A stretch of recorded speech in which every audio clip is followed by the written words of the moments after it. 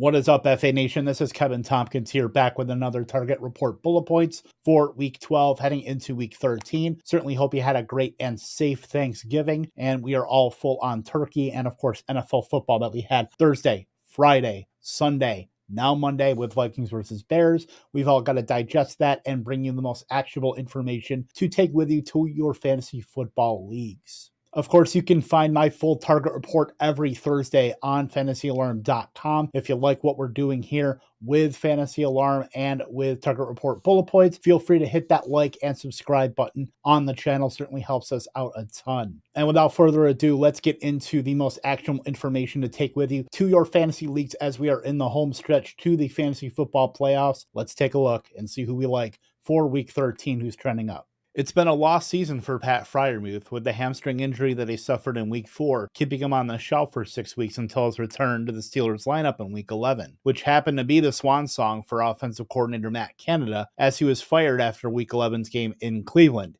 In that game, Freiermuth's workload was very managed as they eased him into the lineup, and as a result, Freiermuth only earned 1 catch for 7 yards on just a single target. Freiermuth split work in 11 personnel with Darnell Washington, with the hope that in the coming weeks, Freiermuth would ramp up his workload, and in Week 12, he definitely did that. In Week 12, the very first play from scrimmage for the Steelers in that game was a deep middle target to Freiermuth for 24 yards, which is a target that hasn't been consistently seen in this offense. Quarterback Kenny Pickett would continually target Freiermuth and ended up leading the team in all receiving categories with 11 targets, 9 receptions for 120 yards. He also upped his routes from 42% in Week 11 to 68% in Week 12. With new offensive coordinator Eddie Faulkner and new play caller and quarterbacks coach Mike Sullivan engineering this offense in the post-Matt Canada era, the Steelers managed 421 net yards on offense, breaking a 58-game streak in the regular season of 400 or fewer yards,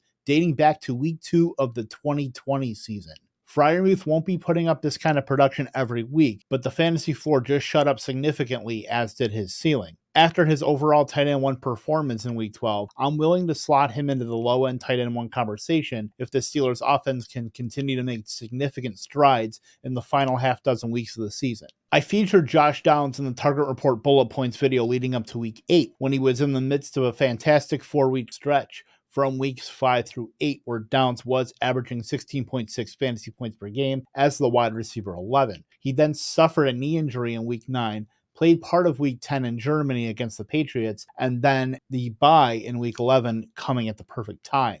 Downs returned to the lineup in Week 12 to run 80% of routes and earned 13 targets, as did Michael Pittman. While Downs had an inefficient 443 line on those 13 targets, it shows that Downs is healthy and is ready to be a fantasy factor down the stretch. In that Week 8 Target Report bullet points, I said Downs was an every week starter going forward, and I'll say the same thing now. Downs is, at worst, a wide receiver 3 and deserves every week starter treatment in all fantasy leagues. Another player we featured in Target Report bullet points just a couple weeks ago, Keaton Mitchell, has seen his stock come up bit by bit, but Week 12 was the best sign towards becoming universally relevant and startable in fantasy football. Mitchell led the Ravens running backs in snaps, routes, and opportunities, which is carries plus targets. Gus Edwards is still seeing his usual 8 to 12 carries weekly, but his snaps and routes have dropped to season lows in Week 12. Justice Hill has also seen his work dry up, as he's only been getting work primarily on receiving downs. Mitchell is the most explosive back in this trio by far.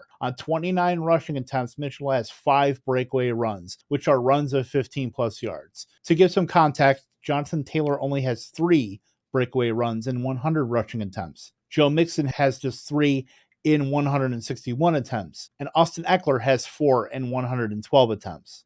The rub here is that the Ravens entered their bye week in Week 13, but this utilization for Mitchell should hold coming out of the bye for the stretch run and for fantasy managers, the fantasy playoff run. Mitchell needs to be added as soon as possible if he is still available in any fantasy leagues.